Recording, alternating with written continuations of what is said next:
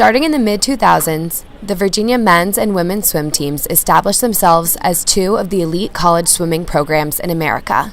The two teams dominated the Atlantic Coast Conference, at one point sweeping the ACC championship for 6 consecutive years. Leah Smith, Lauren Perdue, and Matt McLean, all UVA swimmers, won medals in the Olympics, while many other Cavaliers made it to the Beijing, London, and Rio Games. So my first and second year swimming wasn't my favorite thing in the world. It was just a negative vibe on the deck, and so everyone didn't really know what they were doing with themselves. A lot of us honestly thought we were going to quit at the end of last year. The negative attitudes fostered by the styles of the previous coaching staff, plus the pressure of being one of the best teams in the country, had finally gotten to the Cavaliers, and their results reflected it. The women's team lost their first ACC championship in 9 years in 2017, while the men's team went from being a powerhouse in college swimming to simply fighting to stay in the top 25.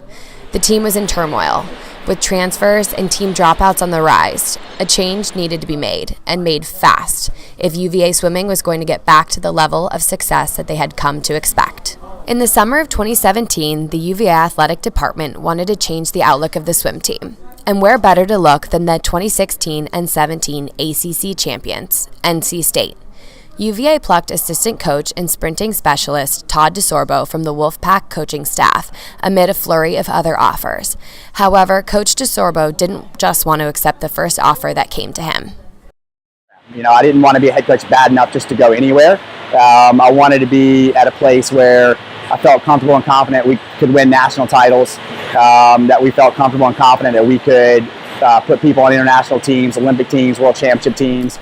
One of the hottest coaches on the market, Coach DeSorbo, decided to make the leap from Raleigh to Charlottesville, bringing his trademark enthusiasm and intensity with him. So I bring that type of attitude and my personality to the pool deck, and we just try to create a fun environment and an electric atmosphere. We always have music, pumping it, workouts. I enjoy that too. Music gets me pumped up and makes me happy, and so that type of thing rolls into to the athletes. One way that he motivates his team is through an active social media presence, regularly updating his team's progress on Instagram. You like that? You like that? Get up. Get up! Get up! Get up! Today's Friday, baby. Race day, baby. You like that? Todd, our head coach, along with our associate head coach, Tyler. They're two of the most positive coaches that I've ever swam for, and they bring that attitude every single day to practice and to every single meet that we have. And it's their consistent positive attitude that's really created a change in our team atmosphere. So. The coaching staff's unique training methods and infectious energy bring an additional level of motivation and fun. He plays the song one more time, and we have to, every single time we hear the words one more time, we have to either go underwater for a 25 or race a 25, and it's so hard. We've had competitions, dual meets, where we didn't warm up in the pool at all. We did dry land and spent an hour on the pool deck doing different exercises and then getting up and racing. And that was something that we did this year. We didn't know we were going to do it.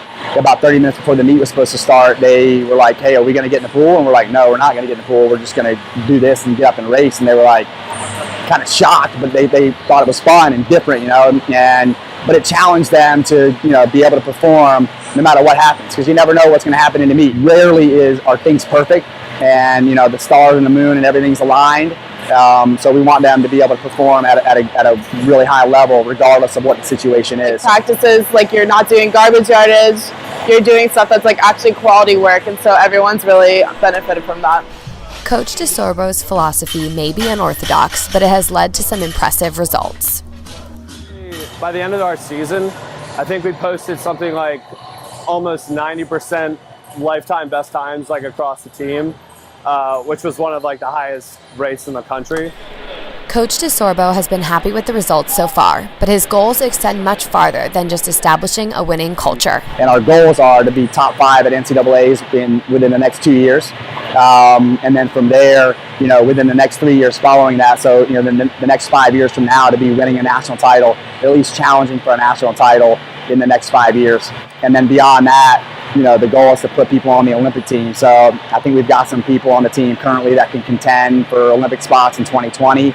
And then from there, just build on it and have more and more of those type of athletes, going into 2024. The revitalization of Virginia swimming seems to be well on its way at the hands of Coach DeSorbo, and the team's future is looking brighter than ever.